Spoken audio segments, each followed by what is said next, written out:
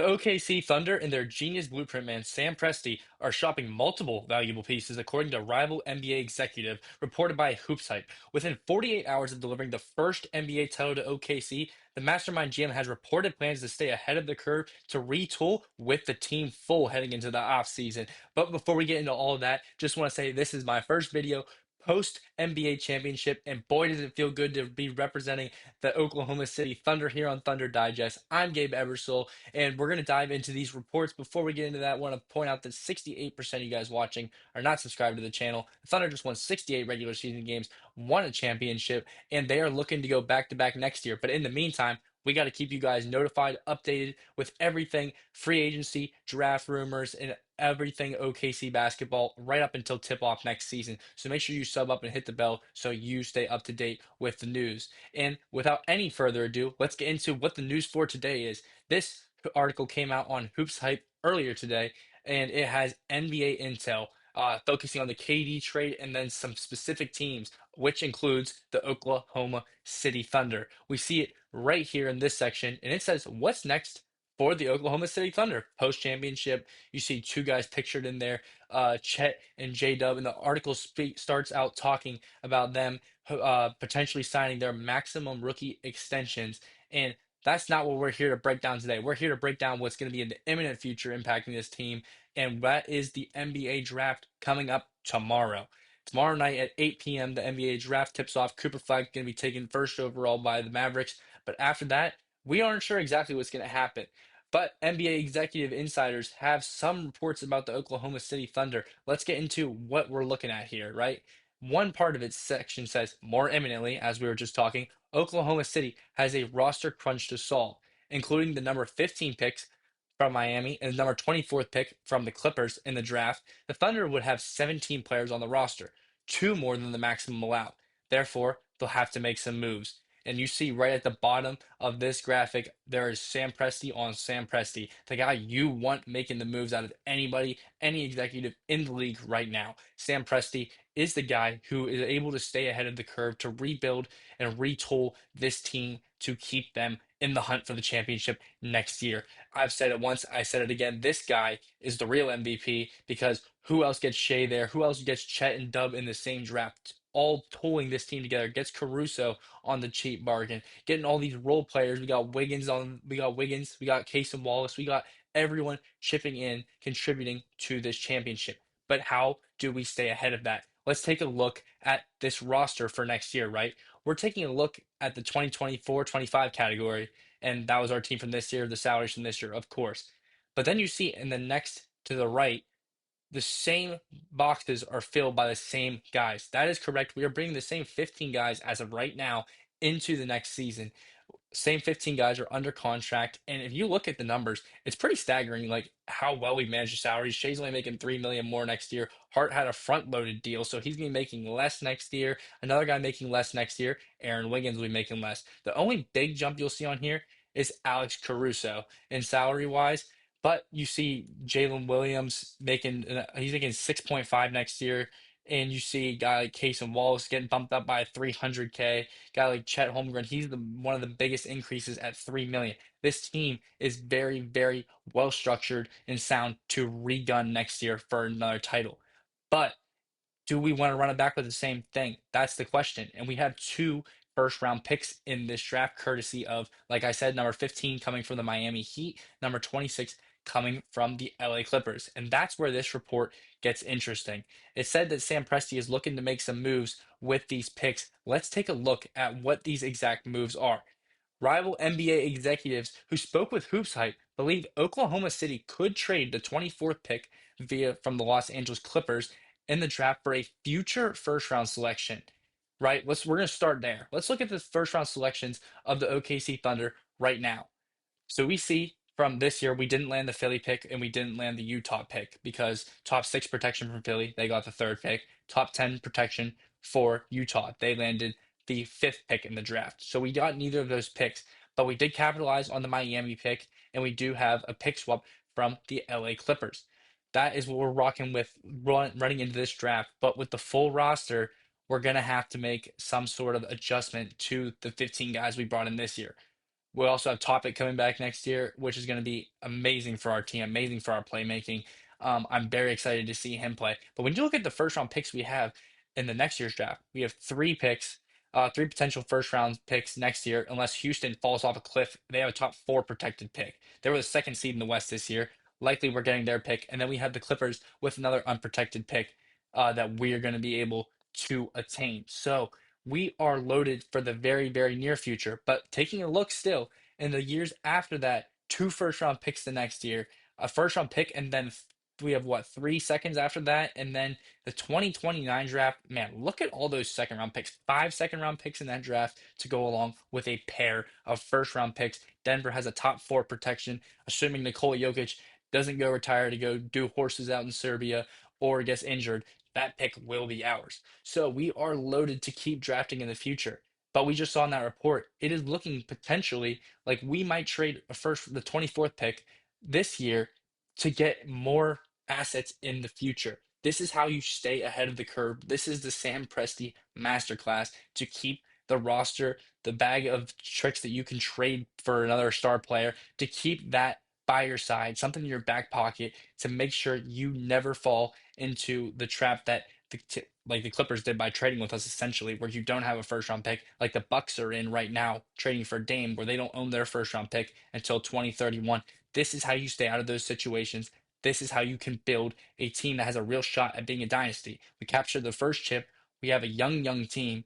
We can keep building on this. I can't stress that enough. But when we look at this report, still, right? We can look at the same paragraph. It says, or with that 24th selection, select a foreign draft and stash overseas player, such as Hugo Gonzalez or Noah Penda. These are the two players that they name. But I like personally the idea of a draft and stash this exactly upcoming draft because we have a very solid roster with the 15 guys that just won the title. They are young guys. I mean, other than Unc Caruso, as he got called in the trophy presentation, which was hilarious to watch. But other than him, most of these players have room to improve upon what their games are already. So retooling with the same roster isn't a bad option. And then also you have a first round talent coming in the future. This is unarguably a very decent strategy. At the worst, you could argue it's a decent strategy because you could take a shot on an international guy, right? Let's take a look at the two players that were named as these international guys, right? So first up was Hugo Gonzalez. He's a forward for Real Madrid. He's 6'6", 205, 19 years old.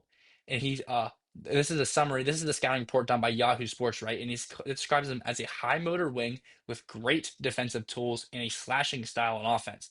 If his jumper and handle develop, he could be a versatile two-way starter, but he barely even played off the bench overseas, right? And then it compares him to Josh Green, Wesley Johnson. So we saw pros and cons in this short little paragraph, right?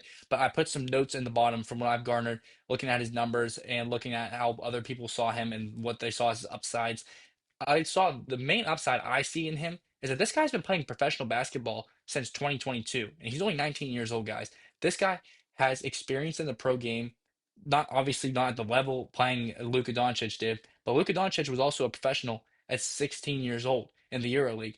This type of experience playing against those level of players, such as a Luka, playing against those level of players cannot be underestimated against guys who are usually playing high school ball at 16. Maybe they're playing in a good AAU circuit, as we see more often than not in the US. But that type of basketball, that level of professionalism playing against grown men from the time you were 16, that is an invaluable impact on his just player development, his maturity, right? All that stuff. But another thing that I think makes him fit with our team well, we see a versatile, hardworking defender is a big note in a lot of different notes about this guy and his game. We like versatile defenders, guys who can defend the screen. We have guys already like Cason, Dort, Alex Caruso, J-Dub was all NBA defense. Shai's a very serviceable defender. We love hard-nosed defensive players, and this guy can fit that billing as a defensive player, and that's something he can do immediate impact coming in. And mind you, he'll be a drafting stash, so he's going to have an extra year overseas to develop. But right now, his game can bring hard-nosed, tenacious defense to this team, and that is something we value. So that's the reason I could see us maybe selecting him with the 24th pick. Another plus to his game, he's a strong finisher. Like we said, playing against grown men in a physical Euro league. This guy has developed skills at the rim that most people playing against high schoolers who are coming out of math class, coming out of algebra tests, they're not contesting at the rim the same way. A 30-year-old man needing to feed his family, put food on the table is defending that rim, man. And this guy playing for that for 3 years already, that's going to make a difference for him. This is actually his fourth year professional, fourth full year because he's been playing since 2022. And then, like we saw in the notes, if he's able to develop a jumper, he could be very good. And something I see that points to that. One, his jump shot looks very smooth if you watch film on him. I watched like some clips of him. He has a very smooth looking jump shot. And then I also noted 77% from the free throw line. That's very good for a 19-year-old. And granted, NBA arena might be louder, maybe it dips a little bit down to like mid 70s. But for a starting point, this guy has undeniable. He has good skill. He has good touch. So he could develop that jump shot to be that two-way player that OKC has grown to love. And whenever he's obviously going to be a drafting stash, he's going to be replacing somebody. The odds are we're going to lose a guy like Aaron Wiggins to a contract because he's worth 30 million somewhere else. And we don't know if we can pay that to him. If he gets a 30 million contract and we need to bring someone in to replace Aaron Wiggins, a guy who's been a pro for 5 years at that point, is a pretty dang good option if you ask me, right? And then we're going to look at the other player who was mentioned in this, right? We see Noah Penda. This is a Frenchman that we're talking about here. Let's take a look at his game, right? This is a guy who's 6'8", 225. He's 20 years old currently, and he only has 1 year of pro ball. But whereas we saw a note with Gonzalez Hugo that lack of playing time was something, not something Penda got. 29 minutes a game professionally last year, and he put up double-digit points a game, and he's an impressive player. Let's take a look at what the Yahoo scouting report has as his summary. It says Penda plays with a veteran's mindset and a winning mentality, offering connected playmaking, switchable defense, and high-level feel. He'll need to improve his jumper to stick long term, but his unselfish game and defensive utility gives him a strong foundation. And then compares him to Boris Diaw and then our own Stavo Cephalosha. So, I mean, this is a guy who we can put on the team, and he fills something that we don't exactly have immediately, and that's a playmate. He's a legit playmaker. This guy he's a great passer. I mean, granted, we're looking at highlights a lot of the time with these guys overseas, but this guy can flat out pass the ball. Like you wouldn't have these highlights if you didn't have court vision. You wouldn't have these highlights if you couldn't fit the ball in a small windows. This guy can play make. A guy like Chet, that's like his biggest weakness. He only averaged 2 assists last year. Hart is a good playmaker, but he's more of like a dribble handoff type of guy where he's like actively creating the action with his body as well, sealing guys off and then dishing it. This guy can flat out pass the rock. That's something that needs to be noted with a prospect like Penda.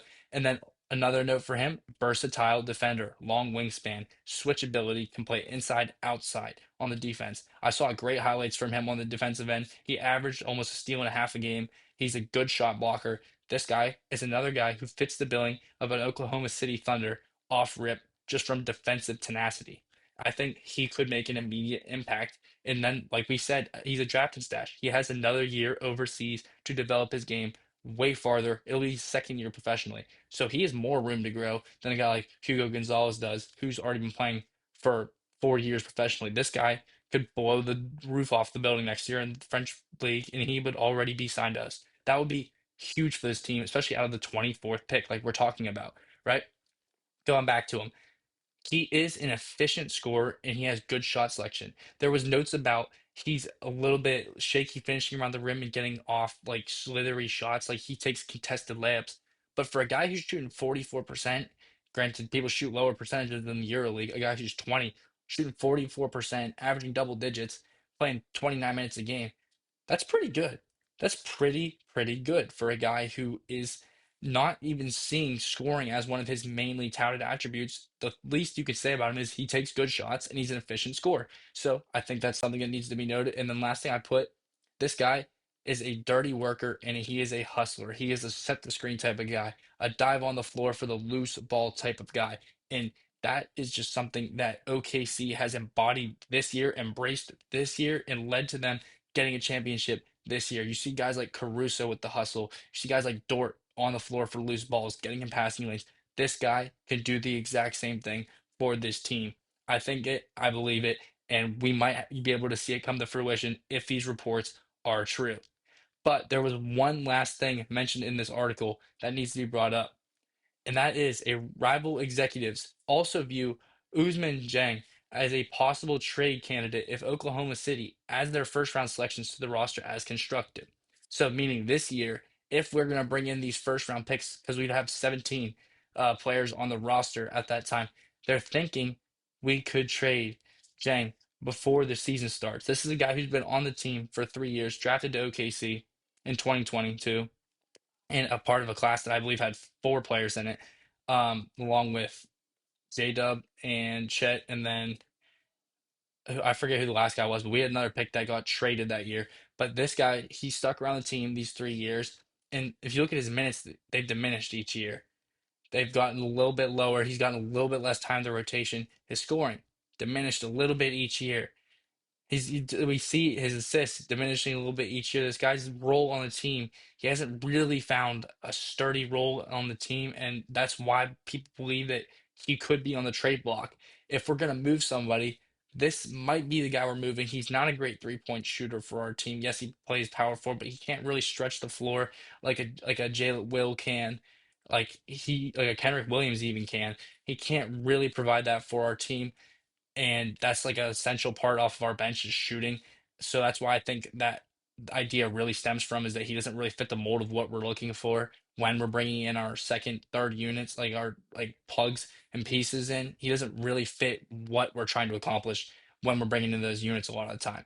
I think that if we do end up moving him, I could see it happening. I really could because I see Sam Presti and I just think of a guy who's like, what can we do to get even better? And this really screams to me like a piece that could be moved to make that next step to be an even better unit next year. Maybe not in the wins column. Maybe we don't get 68 wins next year. But the 2016-17 Warriors got less wins with Kevin Durant than they did the year before, right? But we would argue that's probably a better team. Looking at the same type of deal here, maybe we don't get to see the same results in the win column, but we have a better team production wise and on the floor. And that could be the first step in doing that. We might be able to bring in one of these first round pick rookies that doesn't have that exact immediate impact on the stat sheets. Maybe they make some mistakes and turn the ball over. Maybe they're a little bit inefficient. But as a whole, what they can add in their ceiling and how they raise the team could be better for us. I think that is something we might end up seeing if Sam Presti decides to make these moves, like these insiders are reporting. This is Gabriel Ebersole with Thunder Digest. The NBA draft is tomorrow at 8 o'clock. Thunder are your reigning NBA champions. Let's see their first step in trying to defend that title. We're going to see how they use this pick, what they do with these two picks, really, what they do with these trade blocks here, how they move some pieces, and how they get the job done. Let me know what you guys think in the comments, and I'll catch you guys in the next one.